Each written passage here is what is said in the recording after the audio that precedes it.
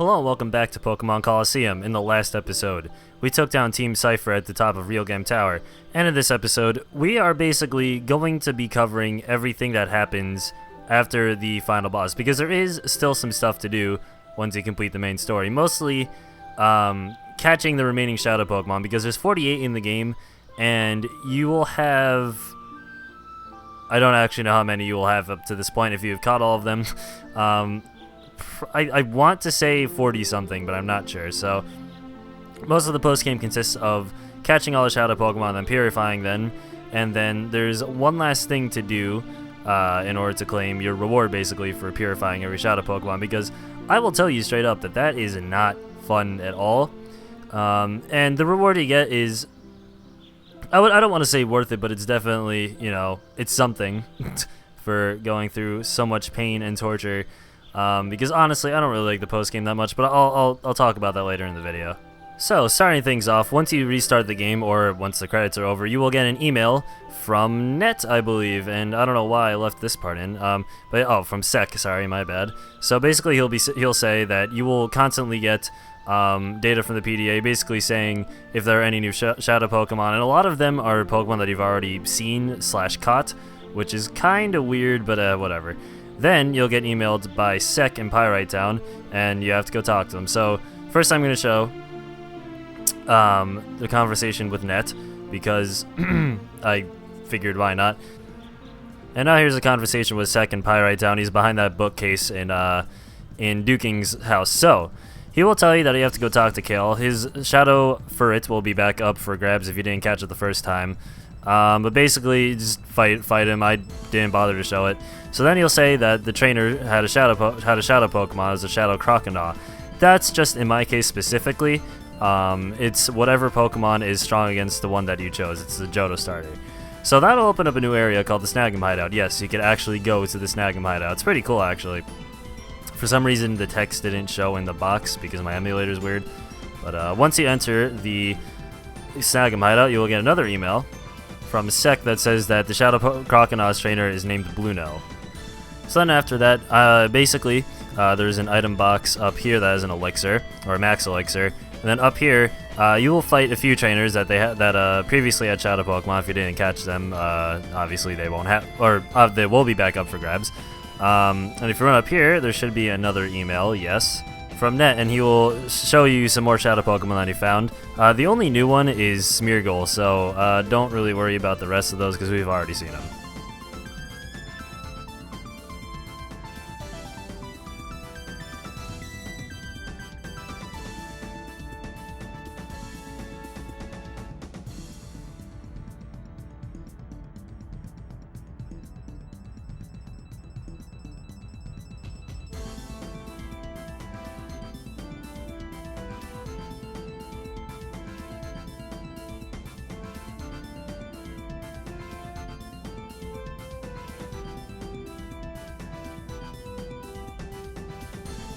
So eventually you will find this trainer. In my case, he has a Shadow Crocodile, and he's actually really easy to take down. All you need to do is just throw an Ultra Ball at the Shadow Pokemon in question at full health, and it'll work basically every time. If it somehow fails, and wow, that's really impressive. But yeah, there you go. So entering a new area will get you this email from Sec telling you that Net has something to tell you in the Under. And once you visit Net, he will tell you that some shady guy named Gurks has some information. We fought this guy before, nothing really too hard. He has 2 Wailords, and that's literally it. It's not hard at all. And then once you beat him, he will tell you that he saw a trainer with the Shadow Pokemon that is weak against the one you chose at the beginning of the game, but Johto starter specifically. I don't know why I keep forgetting to say that, but there you go. And he will also be found in the Shadow Pokemon Lab, which has all the Pokemon that were available to catch if you missed them the first time. And I missed the Ariata, so I caught that. Now, this trainer will be where Ein used to be. So you do have to make your way through the entire area again. It is kind of annoying, but it's good experience. And if you didn't catch any of the Shadow Pokemon, which I accidentally missed one, then there you go. And again, just throw an Ultra Ball at the Johto starter. It's not really a big deal. So you will get another email from Bit telling you that there's a big snag machine in the Snag'em Hideout, and which isn't actually that important. The important thing is the next email he sends you saying that there's a Smeargle and an Ursaring there. You need to get this email to trigger what's coming up next, because you will be able to fight Gonzap again at the Snag'em hideout. You will only be able to do this if you get that email. I don't know why, but after that, something really weird happened.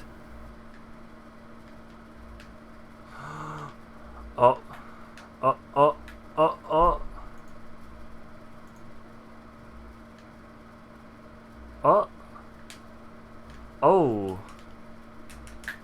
What the fuck? What? Anyway, once you defeat Gonzap, you'll get the D-Disc. It's on this desk. We'll be using that a bit later. But I will now show where you get the Shadow Smeargle and the Shadow Ursaring. They're not particularly hard to catch, so you don't really have to worry about that. As you can see, this dude's nearly full health, and I caught it with an Ultra Ball, not even a Timer Ball, so don't really worry about it being difficult, because it's not at all. And same with Ursaring. He didn't really take much trouble either. I caught him with a Timer Ball, and that wasn't that hard. So yeah, nothing too difficult. This part of the game isn't really that hard, honestly. But anyway, once you leave that, you will get an email from Bit saying that he saw Mirror B going downward in the under. Once this is where you will use the D-Disc, and this is where he is. But there's an item on the ground called the Steel Teeth, and you have to bring it to this old guy near the front of the Under Colosseum. And he will give you the L-Disc, which he hasn't said it yet, but I'm just going to set it because I'm not going to wait for him to say it. He gives you the L-Disc, which you can use on the UFO and the Under, and it will bring you to this item box that has an amulet coin. There you go. Basically, it makes it so the Pokemon who's holding it will, or if you use the Pokemon that's holding it in a battle, you will get double the money you would usually earn. It's really useful, actually. So you are going to get a bunch of emails about the Deep King. In order to get to the Deep King, you will have to challenge the Deep Colosseum 4 times. Well, technically, he's on the 5th time, I guess I should say. But the other 4 times, the final boss of the Colosseum will be one of the Cypher admins, so you can catch a Shadow Pokemon if somehow you haven't already. So yeah, you have to do this 5 times. It's something, alright. I mean, it wasn't exactly hard. I mean, if your Pokemon are up to snuff in levels and whatever, it shouldn't really be that hard. But yeah, that's what he looks like. He's looking pretty fabulous in that attire, I'll say that. His fishnet shirt. And yeah, he has a Shadow Shuckle. He's not hard to catch at all, really. Don't worry about it. The actual fight itself is a little difficult, but there you go. So you will start getting emails about you attacking people with a Shadow Togetic, or Togedic, I don't know how to pronounce it. And you can watch TV in the outskirts stand, and there will be reports of someone looking like you attacking people with a Shadow Togedic. And you'll have to watch TV twice for some reason. I don't know why I just didn't do it all in one go. But you'll see even more footage of someone looking like you attacking people with a Shadow Togetic. But once you leave, you'll be right there. Whoa, what a coincidence. I had a really hard time saying that for some reason. So, this guy will have the very last Shadow Pokemon. If you've caught everyone up to this point, you will have 47. He has the 48th. This battle is actually really hard because he has like 5 nearly level 70 Pokemon, and for some reason the Shadow Togedic is like level 20. I don't really get it. But it is not hard to catch. If you use a Timer Ball on it, because there's definitely going to be a lot of turns, it shouldn't be too much of a problem to catch. So after you've purified all 48 Shadow Pokemon, it is time to claim your reward for going through such torture, because it's not fun. So, this is how you get your reward. You have to go through Mount Battle. We went there maybe like halfway through the game. But this time, you have to do it through Colosseum mode. You cannot do Mount Battle. Well, you can do it. If you do the entirety of Mount Battle in story mode, you will only get a Time Flute, which is not worth it at all. The actual reward for purifying all 48 Shadow Pokemon is claimed by doing Mount Battle in Colosseum mode. If you go into the main menu and go to Colosseum mode or whatever, you have to register your Pokemon from Pokemon Colosseum. You cannot register your Pokemon from the Game Boy games, because it will not, you will not be able to get the reward if you do that. However, you are able to you are able to trade your Pokemon from the Game Boy games to Colosseum and then register them that way, but it still has to be through Colosseum. So if that's what you want to do, go ahead. I personally don't have any way of doing that, so I didn't bother. I didn't really want to anyway. So you could also do either single or double battles. It doesn't matter. So Mount Battle consists of 100 trainer battles. You get Poke Coupons for clearing every 10 trainers, which can be used to buy TMs and special berries that you couldn't actually get through normal means at the time. I don't know if you can now. There's like the Gammon berry and then other berries like that that you can get with Poke Coupons. But the main reason I did this, because I don't really give a shit about any of that, is because of completion, you know?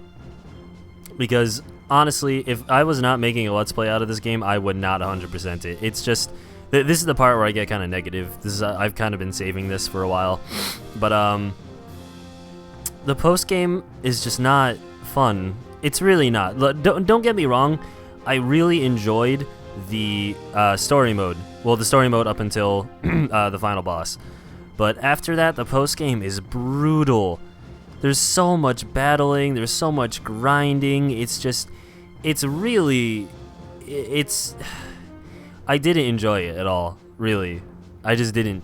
I mean, I wish I did, but I just couldn't. Like, it just wasn't fun. But honestly, back in the day when this came out, people were willing to put up with it because this was one of the few ways you could get Johto Pokemon. Because obviously you couldn't trade between generations 2 and 3 because there was no way of doing that.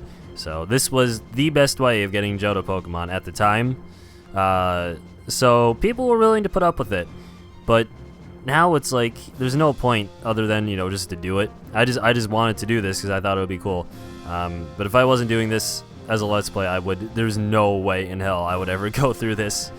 It's just not worth it. There's Heart Gold and Soul Silver now. You can just get all the Johto Pokemon that way, so yeah, that's my thoughts on Mount Battle.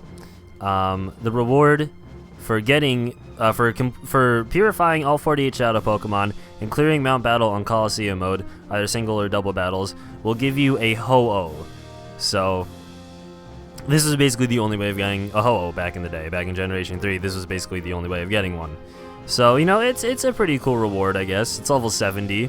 There's no real point in using it in Colosseum, so you're better off trading it to your Game Boy game. But there's no point in doing it nowadays. Back then there was, but not now. There's just not. There's no real way of sugarcoating it. It's just how it is. So if you want to 100% this game for whatever reason, then, you know, be my guest. But there's no I don't know. There's no point in it now. But yeah, that's the entire post game. I was not planning on montaging it at first, but I figured this would probably be the best way of doing it, considering there's not really that much of the post game to begin with. So I figured that I would just sort of condense it down into one video. Now, you may notice that the title of this video is Bonus Episode 1. That is because there is a second bonus episode that will be coming out hopefully by mid next week. I want to get working on it this weekend because I haven't actually started it yet.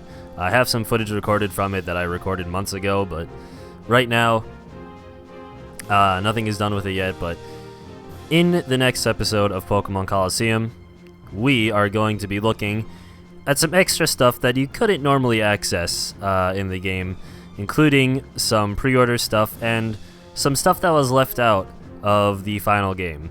Thanks for watching. I'll see you next time. Oh my god, I did it! Yes! Yes! Oh my god, yes! Yes! Oh my fucking god, I did it. Oh my god.